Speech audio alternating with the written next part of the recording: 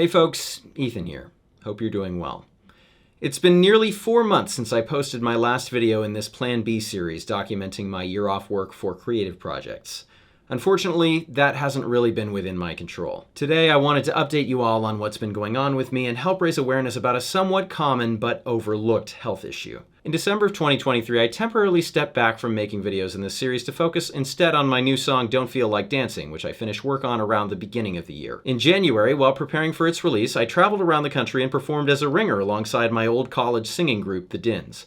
This was really fun and built up a lot of creative momentum for me. I was excited to get back home, release my new song, and start making videos again. Unfortunately, that's when my life went off the rails. I returned home with an ordinary cold, but a day or two later, something weird happened. The front of my neck began to swell rapidly into a large lump. I went to an urgent care center and got some antibiotics from a doctor there who didn't quite know what was wrong with me but suspected some sort of infection. The swelling went down on the antibiotics just in time for me to release my song at the beginning of February and promote it the best I could. But then the course ended and it came right back and was more severe. I was fatigued, in pain, and embarrassed to go out in public looking like I did. I went back to my doctor and got more antibiotics, which again worked, but only temporarily. This happened again and again over many weeks, with doctors clueless about the cause. By the time of my fourth flare-up at the beginning of March, I was fed up.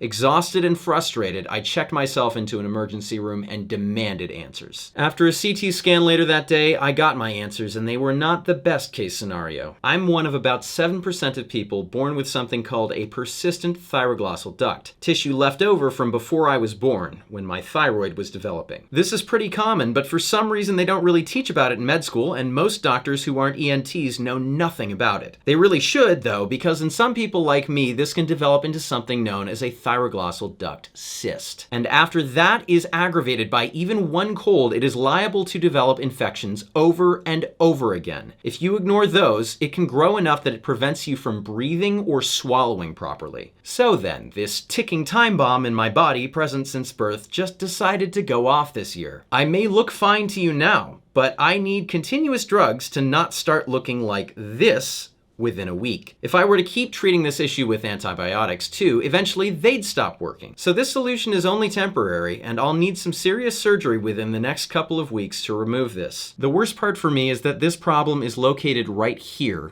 just next to my larynx. There is therefore a small but real chance that this necessary surgical procedure could damage my singing voice permanently. Right now, my livelihood depends on my ability to sing, so this would be devastating. Now, I don't want anyone feeling too sorry for me here. I don't have cancer or anything else life-threatening, and eventually I will be fine. I'm instead telling you this for two main reasons. The first is to explain why I dropped off the face of the earth over the last few months.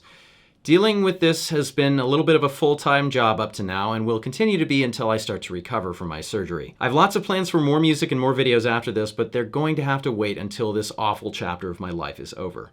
I appreciate your understanding. The second reason I'm talking about this publicly is that there aren't many vocalists who have documented the process of dealing with this issue and this surgery. I wanted to share my experience with everyone to help people in my position feel a little less alone about this in the future. So as these next few weeks pass, I'll be sure to keep you updated on how my procedure goes and what recovery looks like. I hope to have good news for you in the coming weeks.